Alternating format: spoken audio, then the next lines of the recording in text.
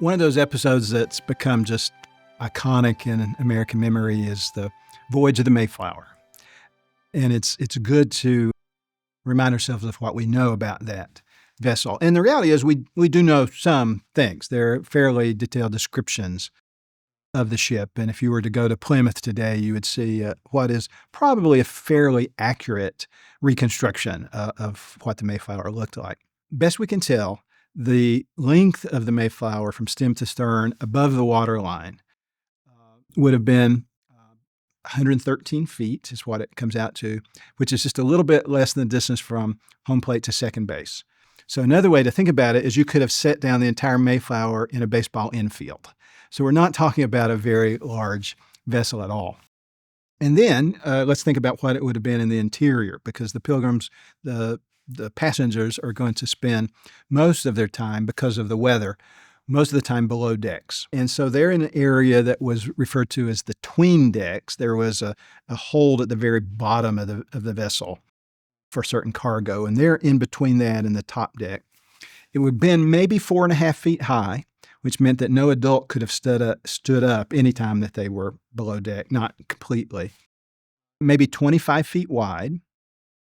And the entire square footage, if you calculate it, is about the same as 1/2 of a regulation basketball court. So we'll switch sports here. It's about half of a basketball court.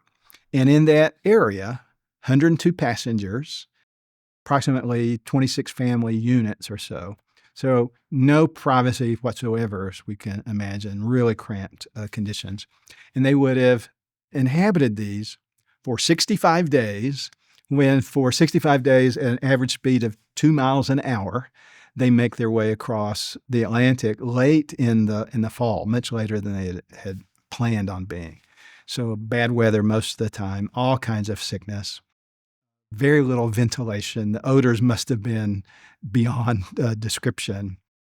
And so I joke, I don't mean this irreverently, but we can imagine why all the accounts talk about how they fall to their knees and thank God when they set foot on land. It couldn't have been a more welcome kind of sight for them, I think. They arrive in November. They've left way later than they had expected to leave.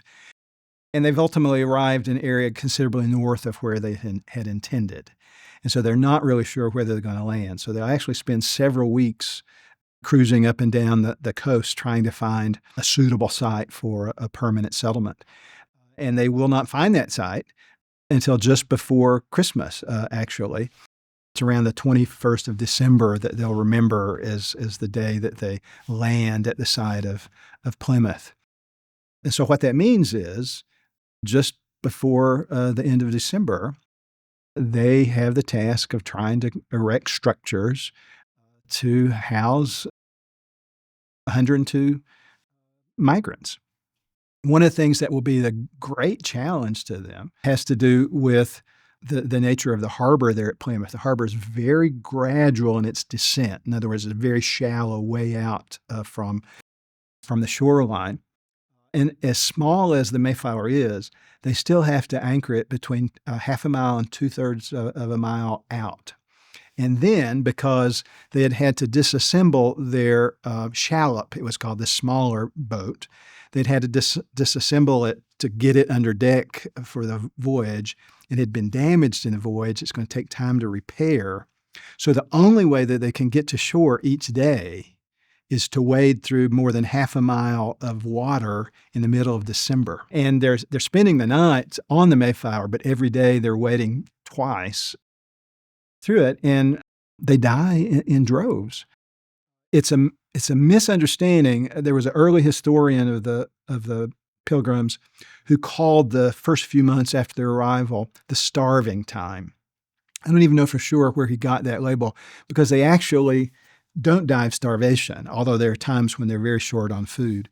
It's almost certain that they die of exposure, leading to pneumonia and other kinds of ills. William Bradford, who becomes the governor of the colony, keeps a detailed journal with a record of every death with some short entry. And it tends to be the case that he'll say died shortly after coming ashore. But whatever the exact nature, half of the pilgrims will die by about late March. and the death is extensive. It touches almost every family. There are 18 married couples on board the Mayflower, and only 3 of those couples survive intact. One or the other will die in 15 of the 18 instances. Almost every household is touched by death, and just over one half have died. It's a dismal story, but so much a part of the story of that Thanksgiving celebration, because we always remember that that celebration was a gathering primarily of widowers. It tended to be the wives who died, widowers and orphans. And the fact that they were celebrating anything, I think, is a real testimony.